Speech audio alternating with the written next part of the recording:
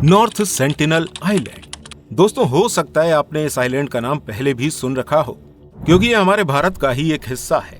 लेकिन क्या आपको पता है, यहाँ रहने वाले ट्राइब बाहर की दुनिया से मिलना बिल्कुल पसंद नहीं करते हैं, और अगर कोई जबरदस्ती इनके आइलैंड में जाना चाहता है तो ये ट्राइब इन लोगों को नुकसान पहुंचाने से भी पीछे नहीं हटते हैं। इस आइलैंड पर रहने वाले ट्राइब को बाहर की दुनिया का कोई भी इंसान बिल्कुल पसंद नहीं है, क्योंकि कई बार बाहर की दुनिया से कई लोगों ने इस आइलैंड पर आकर इस ट्राइब से पीसफुल रिलेशनशिप बनाने की कोशिश भी करी है, लेकिन ये ट्राइब शायद किसी से मिलना ही नहीं चाहती। आपको जानकर हैरानी होगी कि हमारे पास इतनी ज्यादा एडवांस टेक्नोलॉजी होने के बाद भी आज तक हम इस आइलैंड पर नहीं पहुंच पाए। ये आइलैंड भारत की ईस्ट साइड पर लगभग 1400 किलोमीटर दूर अंडमान आइलैंड के पास मौजूद है। दोस्तों, ये तो आप जानते ही होंगे कि अंडमान आइलैंड यूनियन टेरिटरी का एक हिस्सा है और इस आइलैंड पर कई सारे छोटे बड़े गांव बने हुए हैं। अंडमान आइलैंड पर बसे हुए गांव में काफी ज्यादा आबादी है, जहां एयरपोर्ट भी बना हुआ है और रोजाना दुनिया भर के कई सारे हवाई जहाज इस एयरपोर्ट पर लैंडिंग करते रहते हैं। लेकिन चौंका देने वाली बात यह है कि इतनी आबादी वाले आइलैंड से सिर्फ 50 किलोमीटर दूर एक ऐसा आइलैंड भी मौजूद है जहां इंसानों की एक ऐसी सिविलाइजेशन रह रही है जिन्होंने अपनी एक अलग ही दुनिया बसा रखी है। इस आइलैंड को नॉर्थ सेंटिनल आइलैंड के नाम से जाना जाता है। यह आइलैंड सिर्फ और सिर्फ 50 किलोमीटर ही बड़ा है और इस आइलैंड को पूरी तरह से पेड़ों ने कवर कर रखा है, और यही कारण है कि आज तक इस आइलैंड के अंदर की दुनिया को ना तो किसी सैटेलाइट के जरिए देखा जा सका है और न ही किसी कैमरे के जरिए। सोचने वाली बात यह है कि आखिर इस आइलैंड पर वो कौन सा कबीला रहता है जिसने आज तक बाहर के किसी इंसान को इस आइलैंड पर कदम भी नहीं रखने दिया।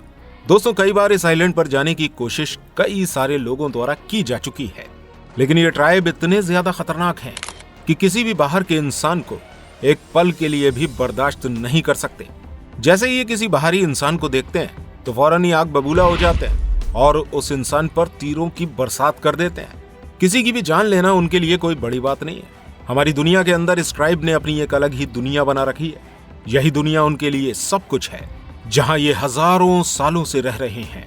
जहां एक तरफ हमारी दुनिया इतनी ज्यादा एडवांस हो चुकी है, वहीं इस आइलैंड पर शायद आज भी स्टोन एज का समय ही चल रहा है। लेकिन आखिर ये लोग बाहर की दुनिया से कोई कांटेक्ट क्यों नहीं रखना चाहते?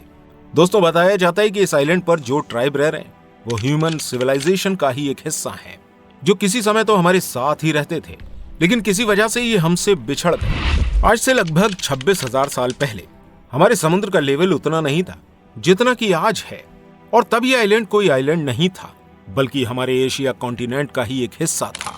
ग्लोबल वार्मिंग की वजह से ग्लेशियर पिघलते गए और समुद्रों का लेवल बढ़ता चला गया, और इसी वजह से इस आइलैंड का कांटेक्ट हमारी इस दुनिया से पूरी तरह से खत्म हो गया और ये जमीन का टुकड़ा एक आइलैंड बन गया। एक तरफ दुनिया ने तो काफी ज्यादा तरक्की कर ली, लेकिन इस आइलैंड पर रहने वाले लोग यहीं अपनी छोटी सी दुनिया बनाए हुए थे। साल 1779 से पहले किसी को इस आइलैंड के बारे में कोई जानकारी नहीं थी, लेकिन इसके बाद एक ब्रिटिश शिप आइलैंड के पास से गुजरी। इस शिप ने इस आइलैंड को विजिट नहीं करा। इस जहाज पर मौजूद लोग सोच रहे थे कि ये एक छोटा सा आइलैंड है और यहाँ पर कोई नहीं रहता। दोस्तों, अगले 78 सालों तक जब ब्रिटिशर्स हमारे इंडिया के ऊपर राज कर रहे थे, तभी अंग्रेजों की एक शिप इंडिया से अंडमान आइलैंड की तरफ रवाना हुई। तभी अचानक से नॉर्थ सेंटिनल आइलैंड की तरफ ये शिप खराब हो गई। इस जहाज पर टोटल 106 भारतीय और ब्रिटिशर्स मौजूद थे, और सभी लोगों को यही लग रहा था कि ये आइलैंड पूरी तरह से खाली पड़ा हुआ है। इनका शिप खराब होने के बाद रेस्क्यू के इंतजार में इन्होंने फैसला किया कि ये कुछ दिन इसी आइलैंड पर रहेंगे। ये लोग जहाज से उतरकर आइलैंड पर रहने लगे।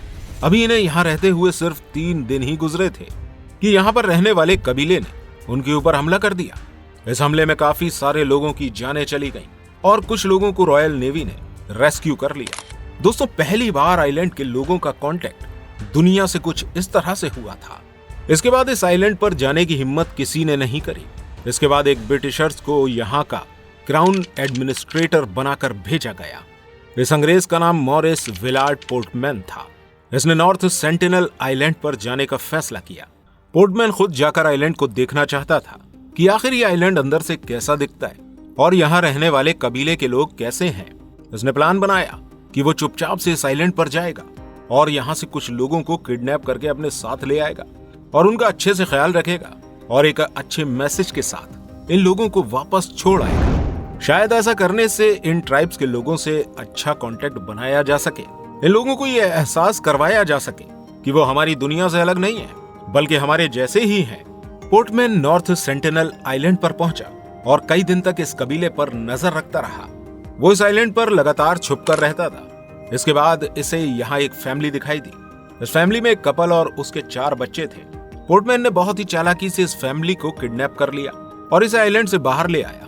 पहली बार इस कबीले का कोई इंसान बाहर की दुनिया में गया था, लेकिन इन लोगों का इम्यून सिस्टम काफी ज्यादा वीक था। दुनिया में मौजूद बीमारियां इन लोगों के लिए बिल्कुल नई थी और इस कबीले का ये कपल इन बीमारियों की चपेट में आ गया और उसकी मौत हो गई। ये देखकर पोर्टमैन को काफी ज्यादा दुख हुआ। इसके बाद उसने इस फैमिली के बचे हुए 4 बच्चों को काफी सारे गिफ्ट दिए और उन्हें चुपचाप से वापस उसी आइलैंड पर छोड़ आया। पोर्टमैन ने अपनी डायरी में लिखा कि हमारा मिशन पूरी तरह से फेल हो चुका था। हमने यहाँ रहने वाले लोगों के दिलों में दोस्ती के बजाय और भी ज्यादा नफरत डाल दी थी।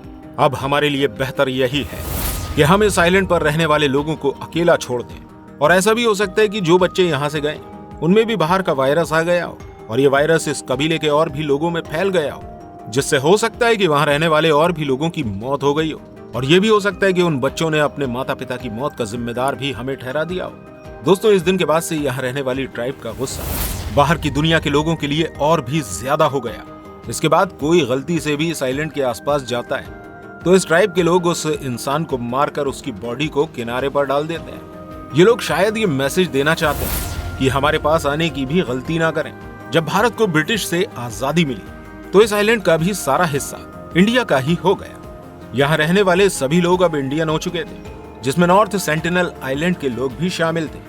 लेकिन यहाँ रहने वाले इस कबीले के लोग ये जानते भी नहीं थे कि इंडिया आखिर है क्या। इसके बाद भारत की सरकार ने ये फैसला किया कि वो इस नाराज कबीले से पीसफुली फ्रेंडशिप करने की कोशिश करेंगे और ये काम एक इंडियन एंथ्रोपोलॉजिस्ट त्रिलोकनाथ पंडित को दिया गया। त्रिलोकनाथ जी इस कबीले से कांटेक्ट करने के लिए अपनी बोट लेकर आइलैंड के चारों तरफ चक्कर काटने लगे और अपनी नाव से इन्होंने गिफ्ट्स इस तरफ फेंकना शुरू कर दिए ताकि ये गिफ्ट देखकर उनसे फ्रेंडशिप कर सके।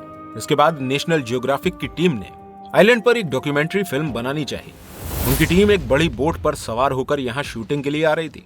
ये सोच रहे थे कि आइलैंड के करीब जाकर गिफ्ट रखेंगे और इस तरह वो पहले कबीले का भरोसा जीतेंगे और इसके बाद वो यहाँ फिल्म की शूटिंग स्टार्ट करेंगे। लेकिन जब ये लोग किनारे के करीब पहुंचे तो इनका प्लान पूरी तरह से फ्लॉप हो गया।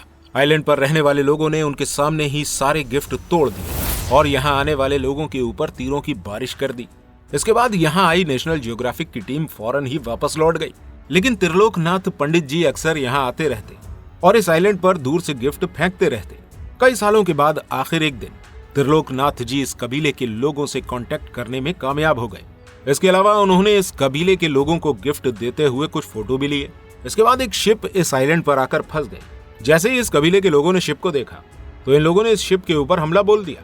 ये लोग अपनी जान बचाकर यहाँ से भागे। दोस्तों, ये बात तो साफ है कि कबीले के लोगों को किसी का भी अपने आइलैंड पर आना बिल्कुल भी पसंद नहीं है। उनकी दोस्ती अगर दुनिया में किसी से है तो वो सिर्फ त्रिलोकनाथ पंडित जी से है और उनकी जूनियर मधुबाला से।